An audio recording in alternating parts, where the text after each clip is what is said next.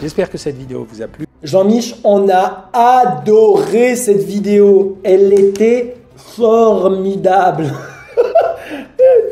Non, j'en ris parce que j'aurais envie d'en pleurer. C'est catastrophique. C'est catastrophique. Vous comprenez que là, on est à vous raconter n'importe quoi. Et là, avant que j'ai eu le temps de démonter la connerie d'avant, on arrive à celle d'après. Regardez, mais regardez. Et moi, heureusement que j'ai bien dormi parce que là, il me faut des ressources pour affronter cette vidéo. Salut, c'est Haïdar et je vous souhaite la bienvenue sur la chaîne sur laquelle on parle de pacification alimentaire. La méthode qui vous permet de vous débarrasser de vos compulsions alimentaires en faisant la paix avec votre corps et la nourriture.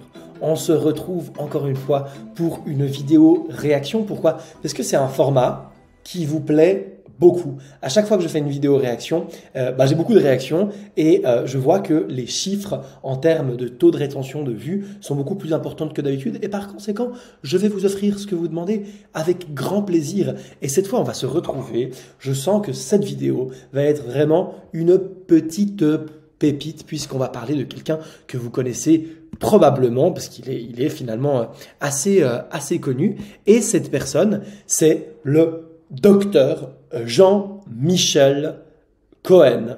Alors, comme on l'entend là, c'est un docteur. On va parler de ça et on va voir si le fait d'être médecin, d'être docteur, d'abord quelle est ma légitimité, puisque vous savez bien que je ne le suis pas et que je n'ai même aucun titre, quelle est ma légitimité pour finalement réagir à un docteur, puisque c'est un argument d'autorité.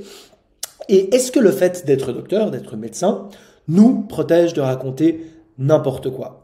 Et vous allez voir, c'est probablement pas un secret pour personne, que non, ça ne nous protège pas de raconter n'importe quoi quand on est médecin. Et même au contraire, je vous dirais que lorsque l'on a un statut d'autorité comme celui de docteur, de médecin, on arrive à dire beaucoup de bêtises avec un aplomb qui est déconcertant. Comme d'habitude, avant de réagir à cette vidéo, vous craquez sur le sucre, 3 astuces pour y remédier. Avant de réagir à cette vidéo, évidemment, je ne m'attaque pas à l'individu, à ce monsieur que, comme d'habitude, je ne connais pas, donc je ne suis pas là pour le juger en tant qu'individu. Je suis simplement là pour réagir aux idées qui sont véhiculées dans cette vidéo et proposer une lecture alternative de ce qu'on nous raconte habituellement. Sans plus de transition, je vous propose que l'on démarre. Bonjour, je crois que vous l'attendiez cette vidéo, ça fait longtemps que vous me posez la question, que vous avez envie de savoir comment lutter contre l'envie de grignoter du sucre et contre l'envie de sucre. Bienvenue sur la chaîne Jean-Michel Cohen, la chaîne où on ne parle que de nutrition, où on ne vous prend pas pour des patates et où on ne vous raconte pas de salade. Avant de commencer, alors, avant de commencer, on va faire une petite pause sur cette petite intro. Donc, on nous annonce d'avance, d'abord, le titre de la vidéo. Vous craquez sur le sucre. Donc déjà, il y a la notion de craquage. Donc déjà, là-dessous, vous comprenez que derrière le craquage, il y a quoi? Il y a le fait que vous devez tenir, que vous devez résister, qu'il y a un plan, qu'il y a des règles, qu'il y a un régime, qu'il y a une diète. Ça, c'est très clair. Hein. Au moins, là-dessus, il ne se cache pas. Il n'est pas en train de nous parler de... Voilà. Il est clair sur le fait que là, il nous propose un régime, une diète, du contrôle. Bon, c'est la vieille école. Hein. Je parle pas de son âge. Je parle des méthodes qu'il emploie. Peut-être qu'il y a une corrélation, mais enfin bon. Vous craquez sur le sucre, 3 astuces pour y remédier. Donc, on va venir remédier au craquage. On va pas s'intéresser à pourquoi vous craquez, on va pas s'intéresser aux raisons profondes qui font que vous avez un craquage. On va juste venir mettre des pansements dessus. Ça aussi, on nous l'annonce directement dans le titre. Et là, il nous dit, la chaîne où on parle de nutrition, et on ne vous raconte pas de salade. Alors, très joli jeu de mots. On se croirait presque dans un salon de coiffure. Mais enfin bon, on va voir. On va vérifier. Je suis très très curieux de cette vidéo. Je sens qu'on va vraiment s'amuser aujourd'hui. Je voulais juste vous dire, c'est pas une blague. Ici, quand vous cliquez ici, vous pouvez faire une analyse minceur. Et cette analyse minceur, elle vous permet de me retrouver. Je vous donne des renseignements sur votre comportement et sur les régimes. Et c'est un peu l'objet de la vidéo d'aujourd'hui. En fait, quand vous avez cette pulsion... Ah mais on est certain hein, que c'est pas une blague. On sait très bien qu'on va pouvoir aller cliquer là. Vous allez avoir un quiz, analyse santé maigreur. Donc il nous le donne volontiers. Si on veut bien lui donner notre carte de crédit, n'est-ce pas, cher docteur. Là clairement, on va le voir tout au long de la vidéo, mais on peut déjà le dire. Il n'est pas du tout dans une posture de médecin ou de docteur. Là, il est en faire du marketing et c'est un vendeur. C'est un vendeur de régime au sens le plus strict du terme. De sucre qui est très importante, il faut que vous distinguiez plusieurs choses. Cake, candy, frozen yogurt. Come on, keep it coming, keep it coming. More. Bonbons. Jelly beans. Il faut réfléchir sur cette envie de sucre, il faut que vous l'analysiez. Est-ce que c'est du stress? Est-ce que l'envie de sucre, elle correspond soit à une pensée inconsciente que vous avez dans la tête qui vous angoisse, soit à une poussée de stress qui est liée à un événement ou immédiat ou récent? Ça, c'est les premières possibilités. Donc, c'est l'aspect psychologique. Et là, dans ce cas-là, le grignotage du sucre, c'est une affaire comportementale. Donc, comment je peux corriger ce qui se passe autour de moi pour m'empêcher de grignoter du sucre? Est-ce qu'il s'agit de gourmandise? Alors, je m'y attendais pas. Ok. Des raisons psychologiques. Là, en fait, il a raison dans le fait qu'effectivement, dans certaines situations, nous allons utiliser le sucre, en fait, la nourriture de façon plus générale, le comportement de manger, comme un régulateur de nos émotions. Ce qu'il ne nous dit pas, c'est d'abord que ce comportement-là, le fait de manger émotionnellement, c'est un comportement, il faut absolument que je vous le dise, c'est un comportement normal, c'est un comportement naturel que tous les mangeurs, tous les êtres humains mangent de façon émotionnelle. C'est tout à fait normal, c'est tout à fait naturel. La nourriture a une fonction de régulateur de l'humeur. Ce n'est pas une pathologie, ce n'est pas un problème, ce n'est pas quelque chose de faux ou de mal, c'est normal. À partir de quand le problème se pose? Le problème se pose à partir du moment où la nourriture devient votre unique stratégie de régulation émotionnelle. Alors là, effectivement, il y a un problème. À partir du moment où la moindre émotion qui émerge, votre manière d'y répondre, c'est de vous jeter sur la nourriture, quelle qu'elle soit, effectivement, on peut se dire, c'est pas top, parce que ça va provoquer tout un tas de déséquilibres, de choses qui sont pas agréables, pas bien. Mais du coup, la question, c'est pas de se dire qu'on va vous priver de votre régulateur émotionnel, de vous dire, là, tu régules tes émotions avec le sucre, tu n'as plus le droit de manger du sucre, parce que ça nous amène à la catastrophe et on va le voir. La question, la vraie question, mais il ne la posera jamais ce monsieur, c'est pourquoi certains individus répondent à leurs émotions avec la méditation, la marche, un appel à un ami, aller marcher, le fait de remplir un journal, le fait d'avoir du sexe, le fait de prendre la drogue, le fait de... Il y a 15 000 manières de gérer les émotions. Pourquoi certaines personnes utilisent ces 15 000 manières? Et pourquoi d'autres personnes utilisent la nourriture, et encore la nourriture, et que la nourriture? Parce qu'on a tous des déséquilibres émotionnels et on a tous envie d'y remédier. Donc pourquoi est-ce que certaines personnes, peut-être dont vous faites partie, utilisez la nourriture pour gérer vos émotions?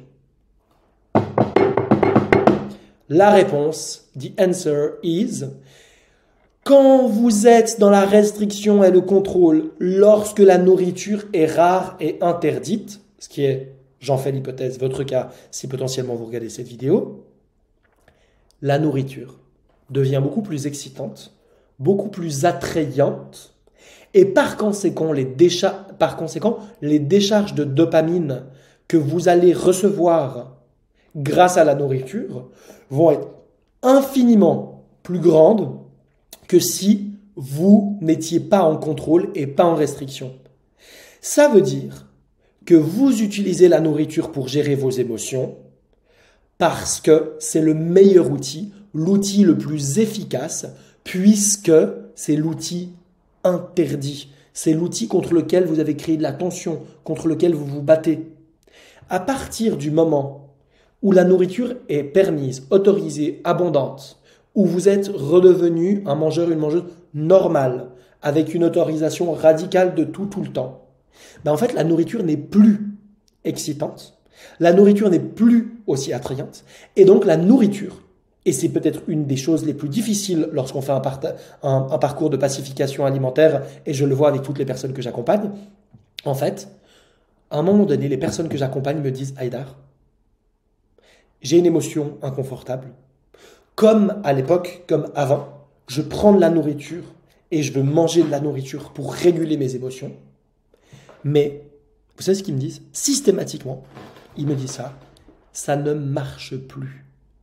Ça ne fonctionne plus. Je ne peux plus gérer mes émotions avec la nourriture. Parce que la nourriture n'est plus aussi excitante qu'avant. La nourriture n'est plus aussi bonne qu'avant. La nourriture n'est plus interdite. Et du coup, je suis obligé, et c'est plutôt une bonne idée, faire face à mes émotions, les vivre, les accueillir. Et quand c'est pas possible de le faire, d'y remédier avec des stratégies alternatives. Et c'est là qu'on va trouver des nouvelles stratégies pour accueillir ou faire passer les émotions quand c'est pas possible de les accueillir. Voilà une petite parenthèse, mais qui a quand même une importance importante. Enfin, vraiment, c'est important, quoi.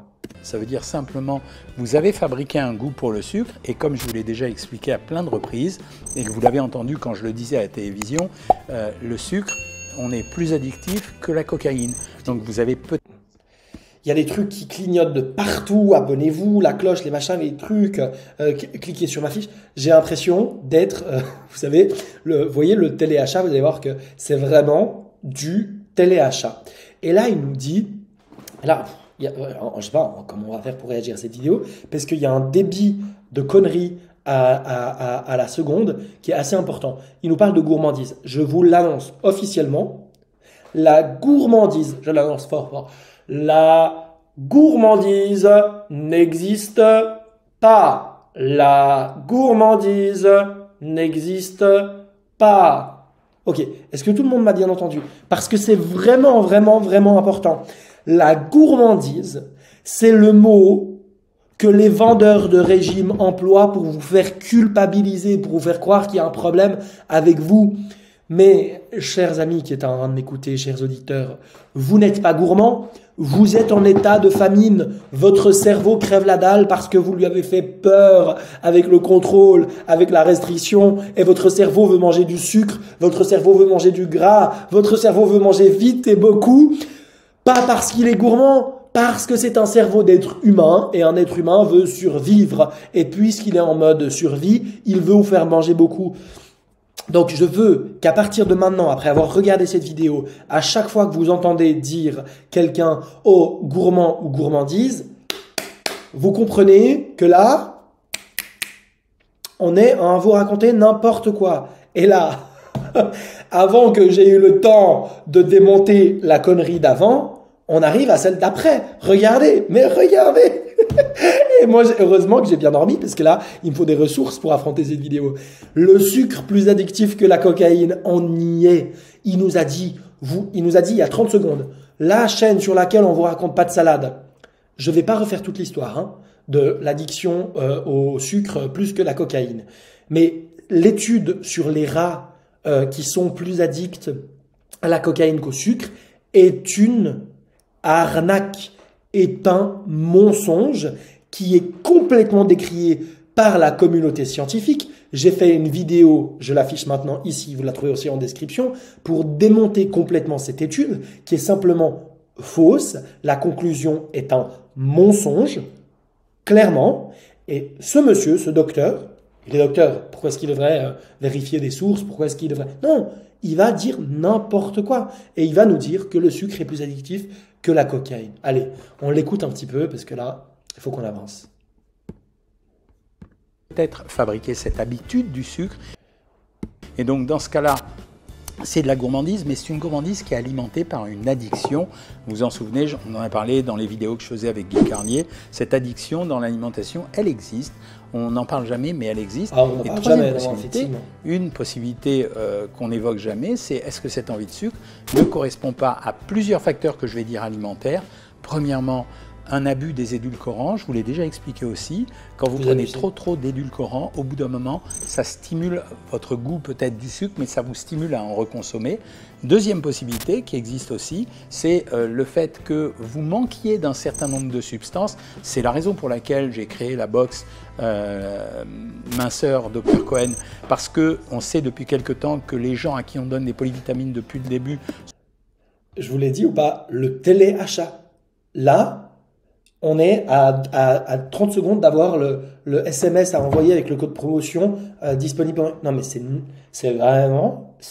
Moi, je trouve ça terrible, terrible pour un médecin, pour un docteur, d'utiliser son titre pour faire la promotion de produits et pour faire la promotion d'un régime de perte de poids qui, on le sait, va amener toutes les personnes qui le suivent à moyen-long terme à détruire le métabolisme et à développer des troubles du comportement alimentaire, en plus d'une estime de soi, d'un rapport à soi-même complètement bousillé. Donc cette personne est en train, peut-être que vous me trouvez un peu offensif, agressif, peut-être que vous trouvez que je suis un petit peu trop engagé dans mon discours, mais c'est juste que moi je suis au quotidien, tous les jours, au contact des personnes qui reviennent après des années et des années à avoir suivi des charlatans comme ça. Et je n'ai pas peur de le dire.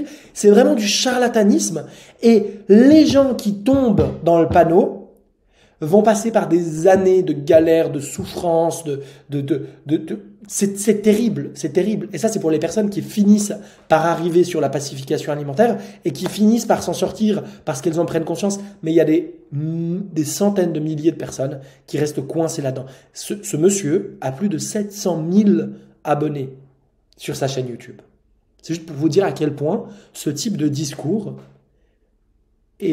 trouve de l'écho. Et il faut absolument qu'on le dénonce. Ce sont des gens qui maigrissent un peu mieux que les autres. Et la troisième raison, c'est peut-être tout simplement parce que vous avez faim et que vous cherchez quelque chose pour vous alimenter.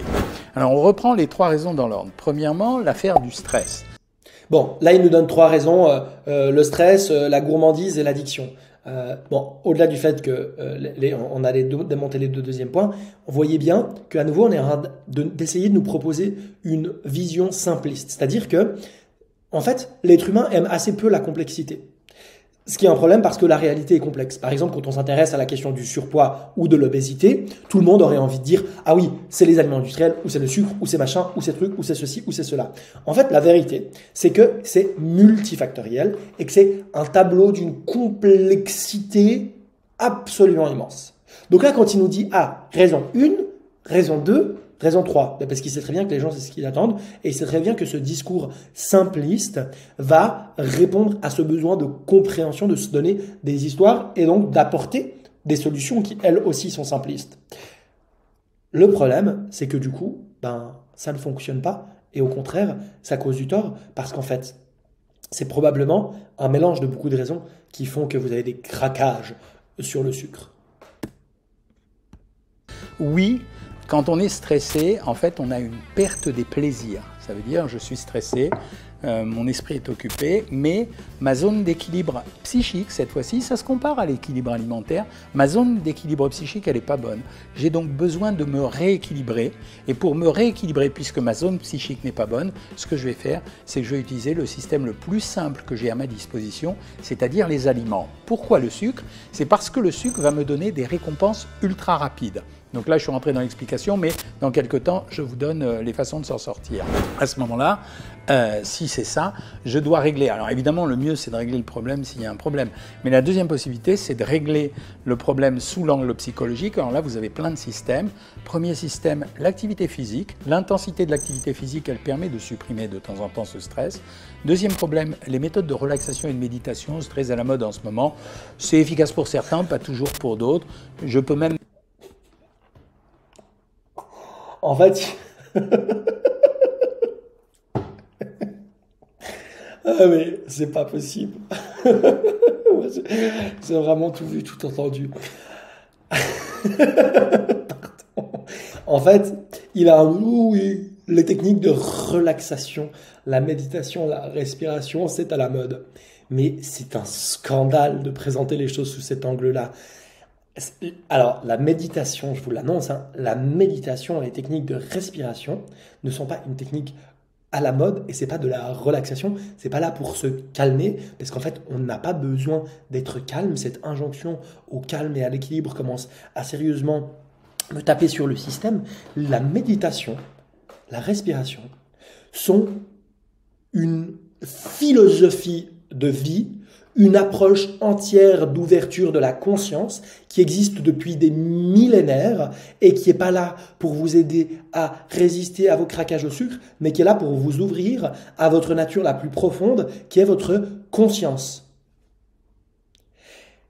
Mais de son angle de vue, de son point de vue ultra matérialiste, superficiel et utilitariste, c'est vraiment ça, hein. C'est vraiment, on va venir aller chercher des astuces et on va utiliser ces astuces et ces trucs et ces astuces pour essayer d'éviter de craquer sur le sucre. Et la finalité de tout ça, donc la finalité, si on va au bout de cette réflexion, la finalité de tout ça, c'est de vous aider à pas manger une barre de chocolat. Ça veut dire que on va utiliser une méthode d'ouverture de la conscience pour rencontrer qui vous êtes profondément. On va réduire ça, ce qui est la méditation, ce qui est un des outils les plus puissants qui existent et qui est à notre disposition. On va le réduire à une méthode de relaxation pour éviter de manger du sucre, pour réussir à avoir un tour de taille que notre mental va bien vouloir accepter. On n'y arrivera de toute façon jamais. C'est dramatique. C'est de la destruction de valeurs. C'est de la destruction d'alignement et c'est de la destruction de toute possibilité d'aller vers un mieux-être. Peut-être que vous me trouvez dur, mais vraiment, vraiment, je trouve ça terrible. On va voir comment il continue de décrire les astuces, quoi. Mettre l'hypnose à l'intérieur de ça. Troisième possibilité, la thérapie, ça veut dire que je vais voir quelqu'un. Alors aujourd'hui, il n'y a plus que des psychiatres, hein. On va du coach de vie au psychologue, au psychothérapeute, au psychanalyste et au psychiatre. On trouve la personne avec qui on a envie de parler, celle avec qui on peut se confier, qui va vous raconter. Nous, sur Savoir Maigrir, c'est la communauté. C'est quand il y a quelque chose qui ne va pas, un membre de la communauté vient à la rescousse de cette personne pour l'aider justement. Donc ça, c'est la deuxième possibilité. Et la troisième possibilité, malheureusement, j'ai du mal à le dire, mais ça peut rester de temps en temps les médicaments. Du temps où je m'occupais des patients à la clinique, effectivement, j'utilisais des médicaments de temps en temps, mais parce que j'étais pressé, j'avais besoin d'aller vite. Vous voyez juste comment il considère les patients qui l'accompagnaient. Oh oui, bah écoutez, de temps en temps, à la clinique, il aurait pu dire à la ferme ou au champ, quoi, tu voyais. À la clinique, j'utilisais des médicaments. J'utilisais. Mais attends. Jean-Mich, est-ce que c'est toi qui les prenais, les médicaments? Ou tu utilisais des médicaments pour aller plus vite? Mais est-ce qu'on est en train de parler de traitement pour des bovins ou pour des chèvres? J'ai du mal à comprendre. Parce qu'en l'occurrence, il a parlé de patients qu'il a accompagnés et à qui il a donné des ordonnances médicales avec du coup la volonté d'aller plus vite. Alors d'aller où? On ne comprend pas très bien. Pourquoi ou comment? On ne sait pas. En tout cas, on comprend que les émotions, vos émotions en fait, sont un problème qu'il faut réguler, qu'il faut faire taire. Qu'il faut, et il faut utiliser les médicaments pour ça, pourquoi pas? Alors, les médicaments peuvent avoir tout à fait leur utilité. Les médicaments peuvent être absolument nécessaires dans certaines circonstances. Mais dans un cadre qui est extrêmement précis, et probablement pas avec le type de compréhension superficielle que ce monsieur propose. Et à nouveau, c'est fort dommage. Il a parlé tout à l'heure de l'activité sportive. À nouveau, l'activité sportive pour les émotions, c'est extrêmement bon, extrêmement juste. Moi-même, aujourd'hui, la manière la plus efficace pour moi de d'accueillir, de vivre mes émotions, c'est par le mouvement, c'est par le corps, notamment par l'activité sportive, par le fitness, aller à la salle de sport et par la boxe. Mais en fait, ce qui est important, c'est pas comment est-ce que vous managez vos émotions, mais c'est quelle est la mentalité qui est derrière. À l'époque, j'allais aussi à la salle de sport pour gérer mes émotions, mais je le faisais avec une mentalité de contrôle, de restriction, de détestation de moi, ce qui a créé beaucoup de problèmes et beaucoup de souffrances. Aujourd'hui, j'y vais parce que je suis en train de m'offrir ce qu'il y a de mieux pour moi et je suis en train d'offrir la possibilité à mon corps de vivre ce qu'il a besoin de vivre. Donc, à nouveau, ce qui compte, c'est pas ce que vous faites, c'est pas ce que vous mangez, c'est avec quelle mentalité vous le faites et avec quelle mentalité vous le mangez. Mais c'est beaucoup trop complexe par rapport à ce qu'il nous propose dans cette vidéo. 2, 1, go! Donc ça, c'était la première raison, c'était le stress. La deuxième raison, c'est la gourmandise. La gourmandise, ça veut dire que j'ai créé une addiction au sucre. Et cette addiction au sucre, vous avez créé, hein. de temps en temps avec C'est une portion vous, de sucre. coupable. L'abstinence, elle est fondamentale à ce moment-là. Ça veut dire qu'elle est fondamentale. Il faut vraiment, quand vous avez une addiction, pour n'importe quelle addiction, par exemple, addiction à la cigarette, on demande aux gens d'arrêter brutalement. Il n'y a pas d'histoire de j'en prends une, etc. On sait très bien que ça recommence tout de suite derrière. Ben oui, mais pourquoi on n'y a pas pensé avant? Jean-Mich, mais pourquoi on n'y a pas pensé avant? Ben oui, mais quand vous arrêtez de fumer, ben alors, vous arrêtez de fumer. Et en plus, on entend très bien. Vous savez que moi-même, j'étais un grand fumeur. J'ai d'ailleurs publié une vidéo à ce propos de comment arrêter de fumer, donc de comment réagir aux addictions. Ça fait maintenant 5 années que j'ai arrêté de fumer. J'étais un très gros fumeur. Je fumais 2 paquets de cigarettes par jour à l'époque. Et effectivement, j'ai arrêté en abstinence totale. C'est-à-dire que du jour au lendemain, je n'ai plus fumé aucune cigarette. Je n'ai plus jamais touché à une seule cigarette. Bah alors, pourquoi vous faites pas ça avec le sucre? Il a simplement oublié de préciser que le cerveau humain, alors je ne suis pas docteur, hein, je ne suis pas docteur, mais il me semble que, tout de même, si je peux me permettre, le cerveau humain a besoin de sucre pour fonctionner, n'est-ce pas? Le cerveau humain a besoin de glucides, de sucre pour fonctionner. Est-ce que le cerveau humain a besoin de nicotine? C'est une question. Est-ce que le cerveau humain a besoin de nicotine? La réponse est non. Donc ce monsieur est en train de raconter n'importe quoi. N'importe quoi parce qu'il est en train de comparer le sucre, glucides, glycogène, avec de la nicotine. Cher docteur, il me semble que ça n'est pas très sérieux. Pas très sérieux. Addiction aux médicaments, on fait un sevrage progressif. On pourrait imaginer de faire ça pour le sucre. Le problème, c'est que tant qu'on n'est pas dans ce climat-là, il vaut mieux pratiquer l'abstinence parce que sinon, la diminution régulière du sucre, d'abord, elle est difficile à contrôler et ensuite, elle est quasiment impossible en termes mathématiques. Et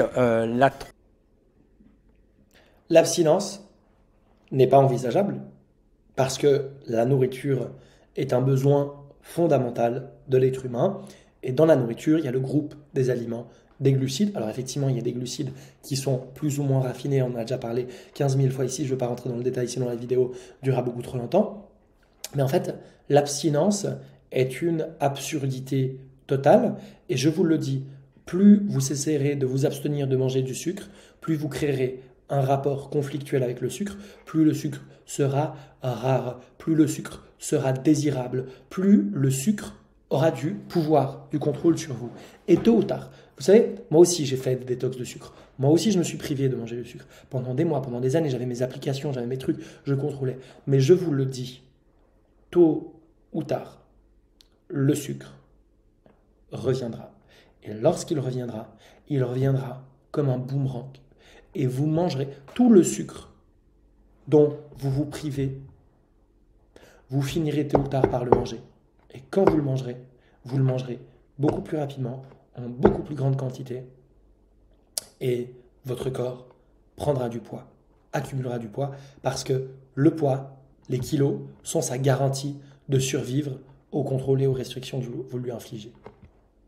Troisième chose, c'est quand vous êtes, par exemple, addict à une drogue, ben, c'est le sevrage total de cette drogue. Et comme on a parlé tout à l'heure de sucre et d'addiction, ben, il vaut mieux que ce soit un sevrage total. Donc mon premier conseil, quand il s'agit de la gourmandise et d'une routine de consommation alimentaire, c'est l'abstinence. Avec, je ne vous le cache pas, une période de douleur. Cette période de douleur, elle va durer entre 7 et 9 jours. Et pendant 7 à 9 jours, vous n'allez rien prendre du tout. Voici la raison des produits que j'ai mis devant moi. Si je vais parler d'un sevrage progressif, je vais essayer d'utiliser des produits qui vont répondre à mon désir de grignotage sucré. Parce que le grignotage sucré, la plupart du temps, c'est quoi? C'est bonbons, c'est chocolat, c'est biscuits, etc. Mais le sucre, il est dans d'autres choses. J'ai pris par exemple 3 produits qui m'intéressent particulièrement. L'ananas, ça c'est parce qu'avec une autre star de la télévision, je l'ai fait maigrir avec ça. C'est-à-dire qu'on achetait des cubes d'ananas, alors vous pouvez le faire avec de l'ananas frais, mais je laisse traîner en permanence dans mon réfrigérateur des cubes d'ananas. C'est un produit extrêmement sucré en goût, mais accompagné. Il raconte n'importe quoi. Il vient de dire que j'ai fait maigrir quelqu'un avec de l'ananas. C'est... allez, je vais rien dire. Je laisse passer. Je suis sûr que vous avez les réponses de votre tête. Je laisse passer. Allez, on continue. Par des fibres et ça peut permettre de couper l'envie de grignoter sucré. Alors j'ai pris de l'ananas parce que c'est mon goût à moi. J'aurais mis des quartiers de pommes, c'était la même chose. Il faut que ça soit un fruit qui combine à la fois le contenu en sucre et le goût sucré, mais en même temps la notion de craquage sous la dent pour qu'il y ait une mastication. Et cette mastication couplée au sucre, couplée aux fibres, elle est très intéressante pour lutter contre le grignotage sucré. Alors là, il vient de dire quelque chose de très intéressant. Il vient de parler de la texture et du goût. Et ça, là, merci Jean-Mich. Bon, on aura attendu un moment avant qu'il y ait un truc intéressant dans cette vidéo. Non, c'est pas vrai. L'activité sportive, c'était intéressant. Il n'a pas fait des précisions. Et ça, c'est intéressant. Pourquoi ? Parce que, en fait, pour arriver au point de rassasiement, qui n'est pas le point de satiété, c'est bien deux choses différentes. Il y a la satiété physique. Il y a la satiété hédonique, donc le plaisir, mais il y a aussi la satiété sensorielle, c'est-à-dire le fait effectivement d'avoir des textures et des goûts qui vont faire comprendre au cerveau que effectivement ça y est, j'ai eu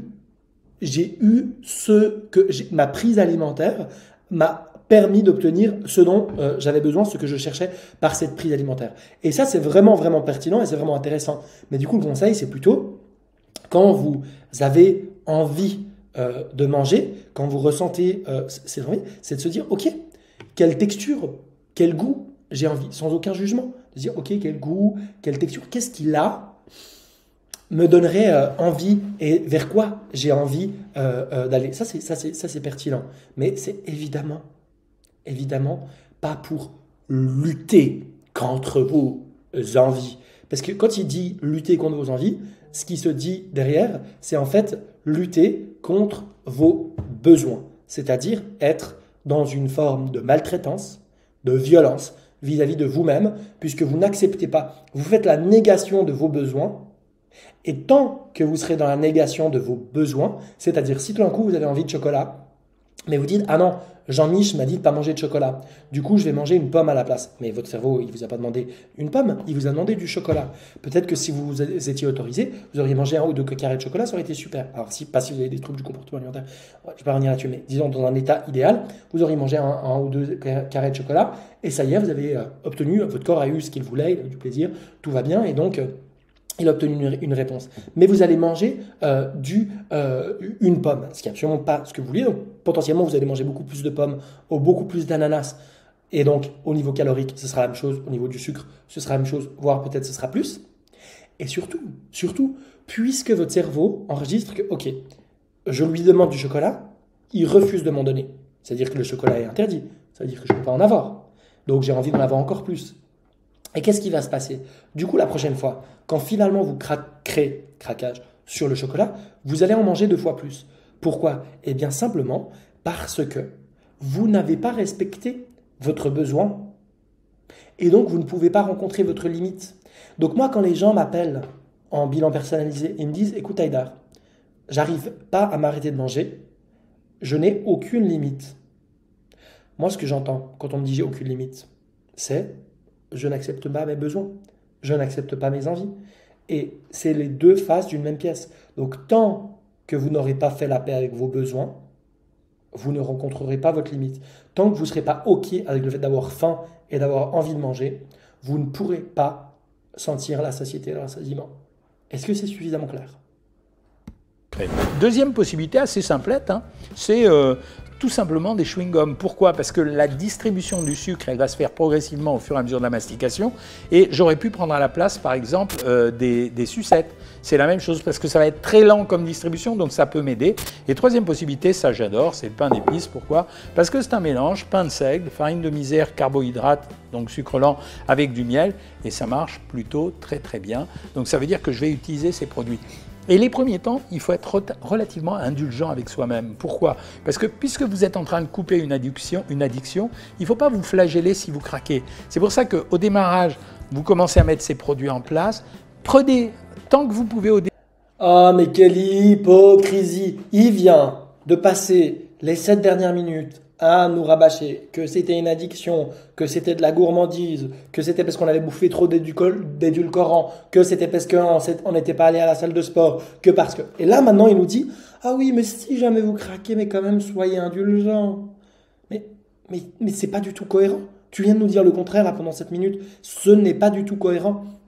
Et puis, voilà, c'est du n'importe quoi. Pourquoi? Parce qu'il est en train de nous donner du pain d'épices, des chewing-gums. Oh, vraiment... Je suis encore là.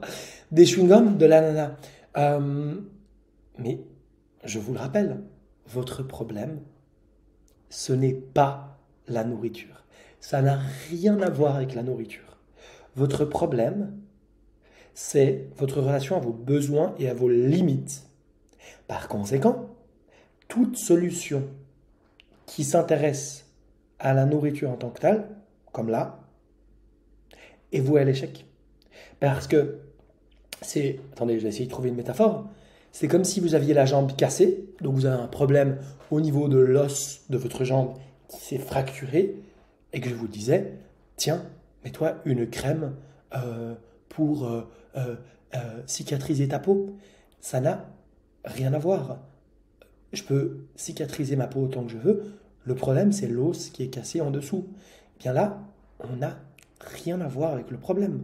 Que vous mangiez de l'ananas, que vous mangiez du chocolat, ou que vous mangiez du brocoli, ou que vous jeûniez, ou que... On s'en fiche complètement. Ça n'est pas du tout la question. Au début, vous allez voir que ça va se réduire progressivement, mais en tout cas, ne plongez pas vers les autres produits. Troisième situation, je vais commencer par la plus simple, vous avez faim. Vous n'avez pas assez mangé le midi. Je l'explique en permanence, il y a des gens qui ont vraiment besoin d'avoir un petit... On va la faire courte, parce que ce point-là, je vous le fais en 10 secondes. Vous avez faim, mangez. C'est pas plus compliqué que ça. Vous avez faim, mangez. Petit-déj, un déj, un dîner, vous n'avez pas mangé assez le midi, donc vous êtes obligé de... Vous avez une sensation de faim vers 4-5 heures de l'après-midi. Et les produits qui sont à votre disposition, ils sont plus souvent sucrés qu'autre chose, et donc vous allez créer un cercle vicieux. C'est en route, ça veut dire que je vais commencer à manger sucré, et là je vais déclencher cette fameuse addiction dont nous venons de parler. En fait, la dernière explication, elle est plus subtile. Il y a quelques mois de ça, pardon, plusieurs articles médicaux ont souligné le fait que de temps en temps, on mangeait plus simplement parce qu'il nous manquait quelque chose et donc on allait rechercher ce quelque chose. Par exemple, j'ai pas assez de manganèse.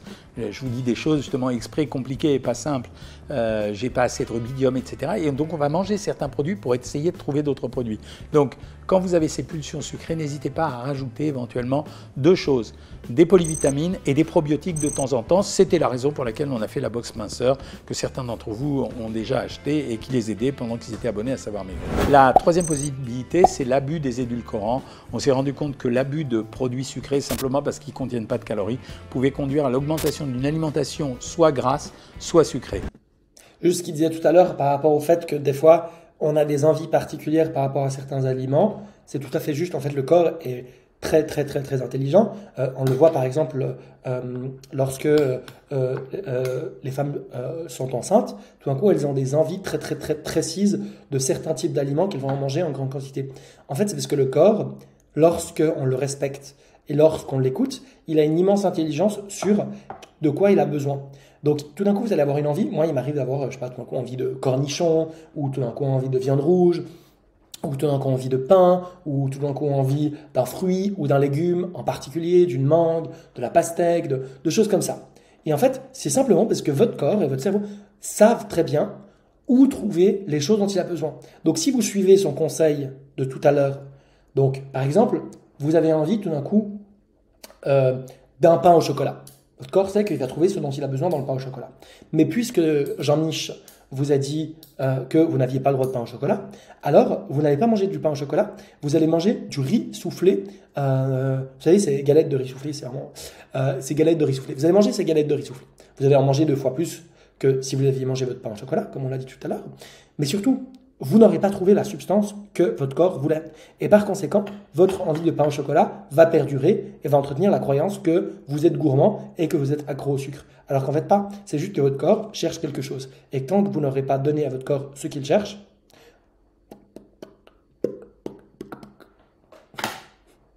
voilà, vous avez quelques raisons comme ça. En tout cas, quoi qu'il en soit, soyez indulgent avec vous-même. Vous avez compris qu'il y a plusieurs stratégies à mettre en place en fonction de la nature de votre grignotage. J'espère que cette vidéo vous a plu. Vous la likez, vous la partagez, vous la commentez. Jean-Mich, on a adoré cette vidéo. Elle était formidable. Non, j'en ris parce que j'aurais envie d'en pleurer. C'est catastrophique. C'est catastrophique. C'est vraiment un scandale. Je ne sais pas quoi dire de plus. Je crois que j'en ai dit assez. C'est une vidéo qui dure 9 minutes et on vient de faire 46 minutes d'analyse dessus. C'est qu'il y avait vraiment beaucoup de réactions à faire. Bon, comme d'habitude, chers auditeurs, chères communautés, si vous voulez faire le point sur votre situation, si vous voulez sortir de cet enfer des troubles du comportement alimentaire, si vous voulez être en paix avec la nourriture et avec votre corps, j'ai encore des créneaux de disponibles pour un bilan personnalisé gratuit. Concrètement, c'est un appel avec moi sur Zoom pendant lequel on va faire le point sur votre situation et pendant lequel je vais vous donner des hypothèses de compréhension de où vous en êtes et où vous pouvez aller si vous voulez redevenir un mangeur, une mangeuse normale.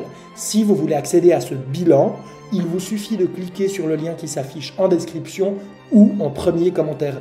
Je vous invite à prendre cette opportunité. Ça ne vous coûte rien et ça contient le potentiel de votre future libération totale, radicale et pour toujours. Donc je vous invite à le faire.